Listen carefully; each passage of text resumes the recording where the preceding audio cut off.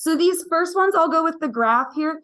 The arrows didn't print on the ends of the graph. So if it makes you happy to put like arrows on all these ends, you can do that. Or if not, like it's up to you, but they do go on forever. It just didn't print with arrows. So this first one, limit as x goes to negative infinity. That means the left side of the graph. So here's the left side. Where's it going? Yeah, negative infinity, down. Do you guys remember when you did that little lock activity where you unlocked the locks? Remember the first cheat, how everyone got the first cheat done super, super quick? That's what this is. You're just looking at the graph and answering. All right, positive infinity, that's the right side. Where is that one leveling off? 0. Will it ever touch 0? No, it's the, very good. Okay, you guys, awesome. All right, this is -1 from the left. Here's -1. You kind of just have to watch me point to it. I don't have a better reason than here, look at. Here's -1. If you go from the left, it's 3, perfect. This one is -1 from the right. That'll be 1, perfect. And then overall does not exist. And it's a jump. The two sides don't meet up. All right, 4, both sides are headed towards what? I know there's a hole there, but for 4, good, 1. And then we have 3 from the left. So bless you. At 3, there's an asymptote. The left side is going down, so we'll say negative infinity. But then this one says 3 overall. So for 3 overall, that would be, does not exist. Perfect. Okay, those you just look at it and answer the question. Okay. Now these are, is there an actual point? Like a limit is behavior. These are, is there an actual point there? So f of 4, where's the actual point for 4? It's -2. Perfect. For -1, that was the jump there, but the actual point is at 3. And then f of 3, there's an asymptote there, so it does not exist. Good. See, we're off to a good start. This is awesome. Okay, I know it will get harder. I'm sorry, you're right, but this is the easy part. All right, and then this is what we did last time. Is the function continuous? It's a yes or a no. If it's a no, you're going to say what? So at 0, yes, right here at 0, I can trace through 0 without lifting off the paper. So that's a yes. And then you don't have to say anything else. All right, at 3, what do you think? That is correct. It is no. Is there a point at 3? No. So we would say f of 3 does not exist. And you can use the quiz to help you answer the quiz. I used to do that in history all the time because history was my worst subject. And if I didn't know an answer, I would go back to another question. Do you know what I'm talking about? See if you can find the answer there. Do you see how we already said f of 3 does not exist right there? Like you just use the quiz to help you take the quiz. All right. And then at 4, do you think yes or no? That is a no. Now there is a point and there is a limit. This is the like, haha, tricked you. The point's over here now. You would say the limit as x goes to 4 for the function. That limit, and then what? Does not equal, it's like your no parking sign, f of 4. If you're like, hey, that's hard to write. Yeah, that's the hardest part is the notation. But again, use the quiz. Like if you forget how to write a limit, look up here. There's tons of limit questions. You can see that actually there is 4 right there. You see that? Limit x goes to 4 of the function. Like I just copied that over, stuck a non-equal f of 4. Use the quiz to help you take a quiz. There's not one exactly like this. So again, for sake of time, I'm going to skip that one. I'm only going to do ones where there's like a corresponding problem exactly like it on the quiz. Again, just for the sake of time. So I'm also going to skip number 5. We're going to go to number 6. Whenever you have a square root, you're going to multiply by the conjugate. The idea is stuff will cancel out. So do you see how this is root minus 3? We're going to multiply by the root of that stuff plus 3.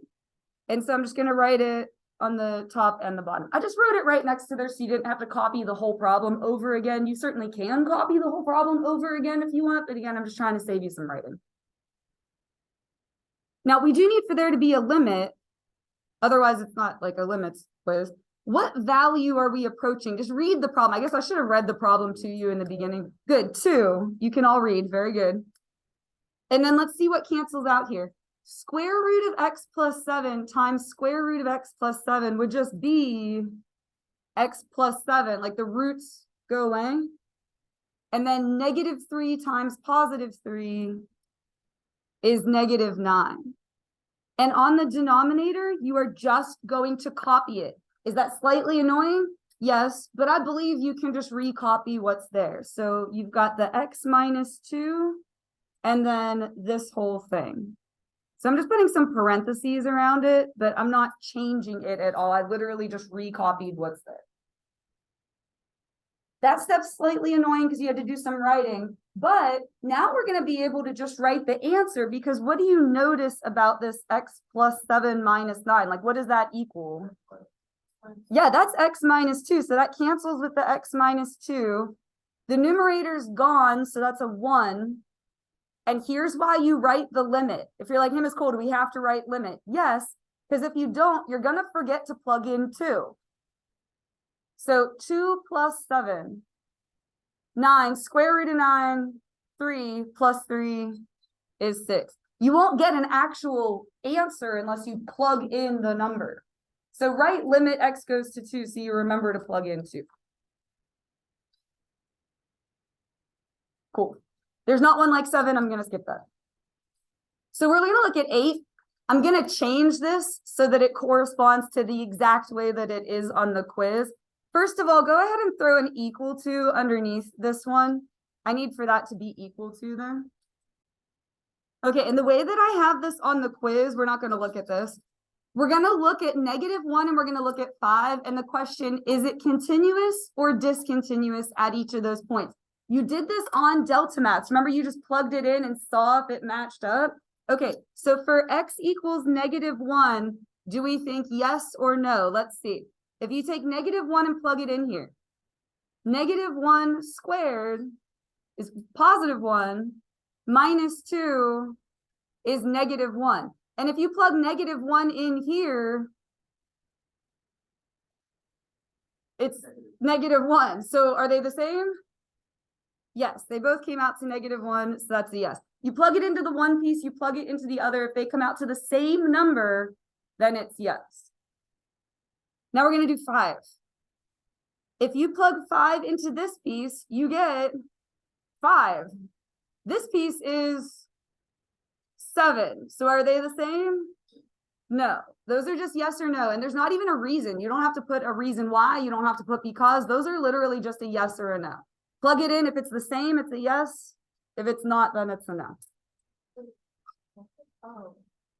I changed it's different on the quiz, so I made it exactly like it is on the quiz. On the quiz, you just plug in each of the numbers, see if they meet up. If they equal the same thing, it's a yes. If they don't equal the same thing, it's a no. That's all that there is to that.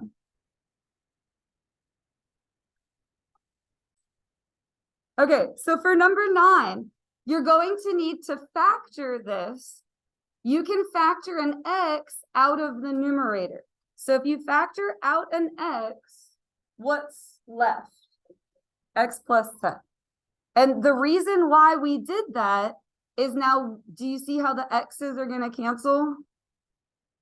These cancel out? Okay. Now, if we want the function to be continuous, it means you take the two pieces and do what with them? Equal them. Good. X plus 10 equals x plus 2k. So you're just setting them equal.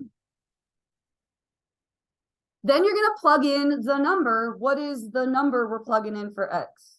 0. Oh, 0 is great. 0 is easy to plug in. 0 plus 10, 10.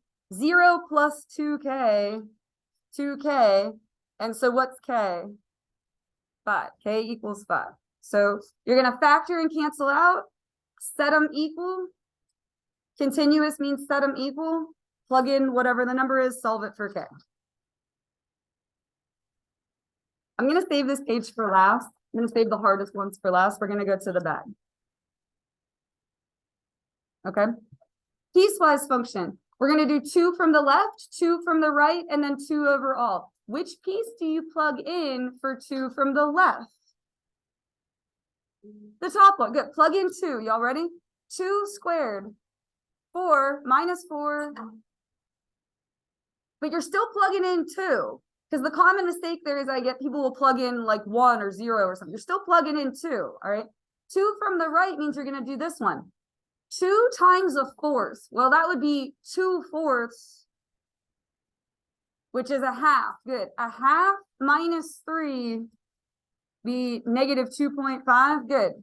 So if the left is 0 and the right is negative 2.5, what's the overall?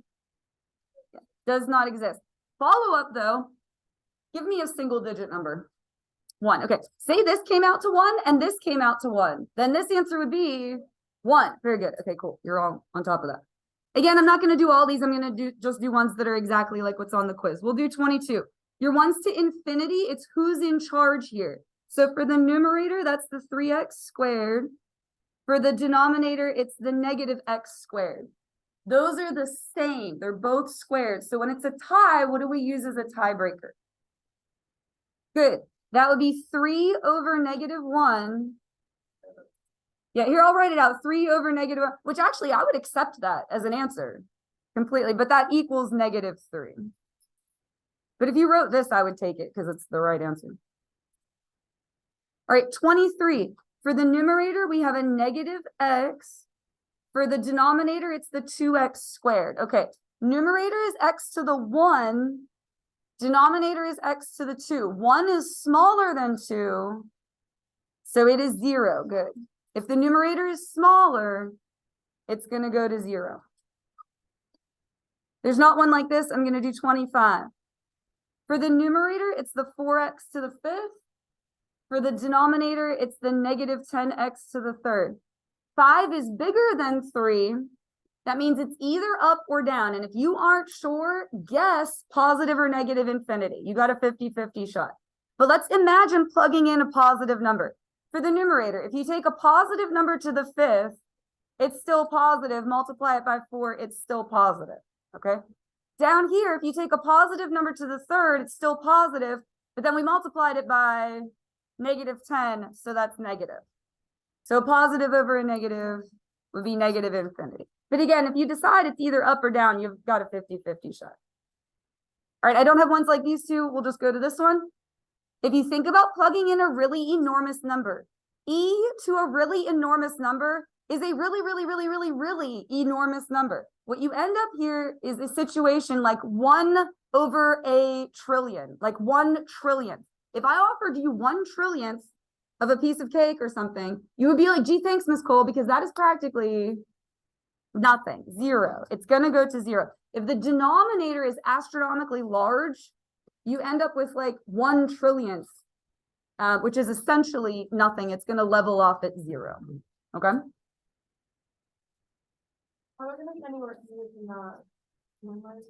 No, it's exactly like this. I'm trying to make it exactly the same for you guys. All right, so on here, we're gonna do, here, let me cross out the ones I don't have one like, just so I don't have to keep looking back at my paper here, okay? We're gonna just do the ones I didn't cross out. All right, looking at this one is fun with fractions, okay? I need to cancel out that x. So we're gonna multiply the numerator and the denominator by x in order to get it to cancel out. You guys have done awesome with fractions this year though, so like, I'm not worried about you guys with fractions because you've done so great with that. All right, limit x goes to negative 4. I guess if your answer is right, I won't take off points if you don't write limit. But here's the thing. If you don't write limit, you're going to forget to plug in the negative 4 at the end. So just write it, okay? Now here, if you distribute this x through here, these x's cancel. That's kind of the whole point. And you get 8 plus 2x. I'm just distributing the x through this. On the denominator, I'm going to actually just leave it alone. I'm going to leave it x plus 4 times x. You really don't want to touch that because it's already factored. And the goal is for us to get something to cancel, okay? But we got rid of the yucky fraction within a fraction. That's good, okay? We made progress. What do we want to do in the next step? Take out, good, perfect. If you unfactor a 2, like divide out a 2, you would be left with what? Yeah, it would be 4 plus x, but you guys all said x plus 4, so would you rather me write x plus 4? Is that okay? That'll make you happier.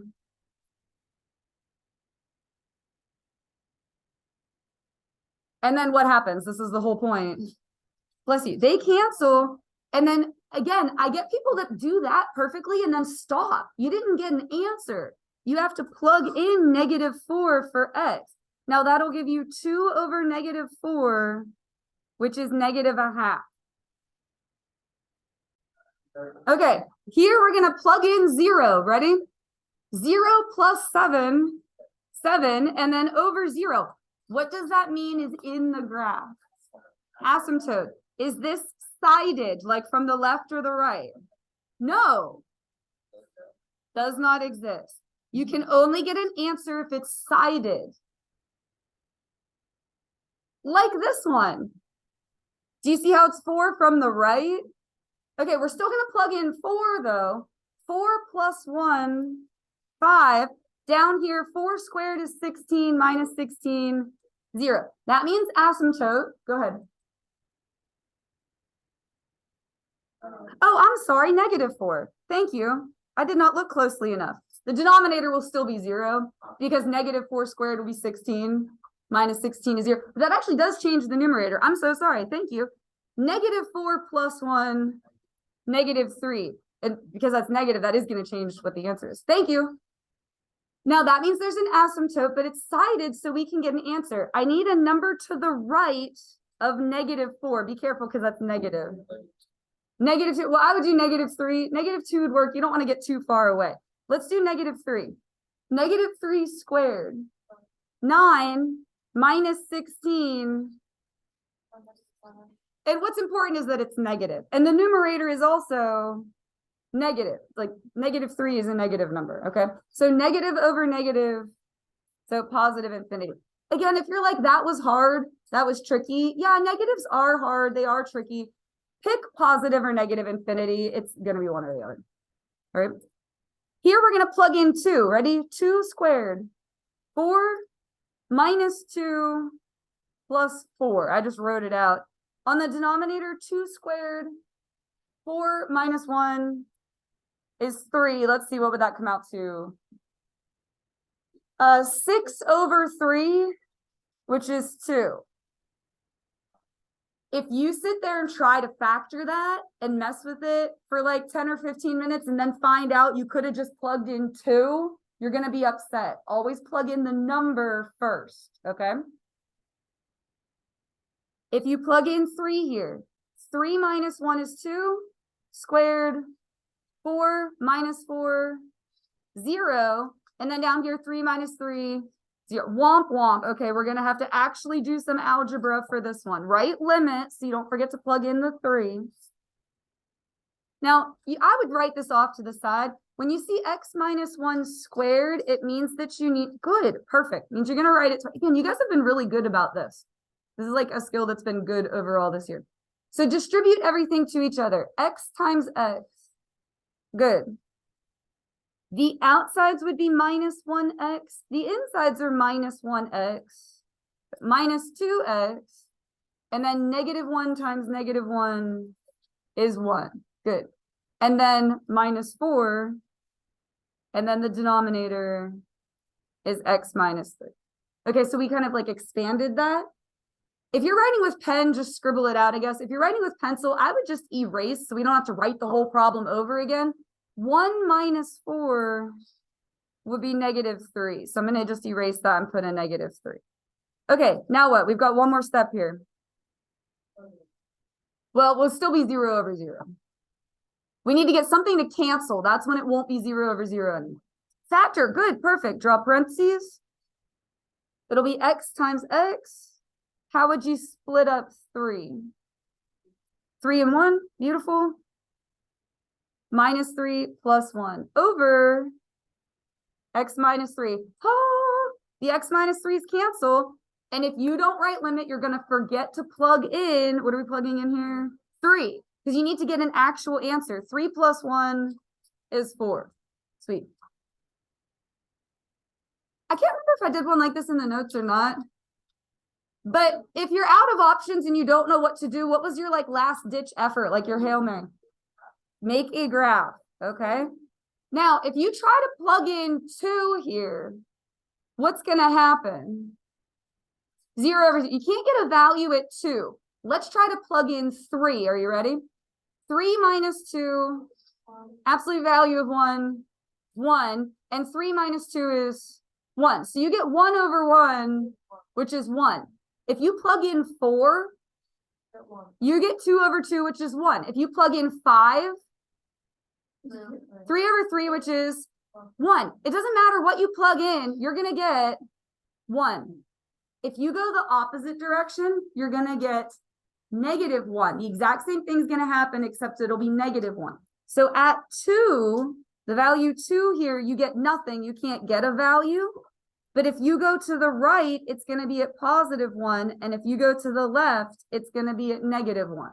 So the answer is either +1 or -1. It just depends on if it was from the left or the right. It's from the left, so -1. All right, and then this last one, I want you to know what your LN graph looks like. This moved left 7. So you would go to -7 and put the asymptote. It went left 7. And what does the LN graph look like? It's the inverse of exponential. So if you're thinking exponential, your brain's in the right spot. It's just like turned sideways. Yeah, I know it's difficult to describe. It's the yep, all right, so we want to go to -7 from the right. That's good. You can't go from the left. There ain't nothing there. Where does the graph go? And what did I tell you to guess if there was an LN? The only interesting part of the graph.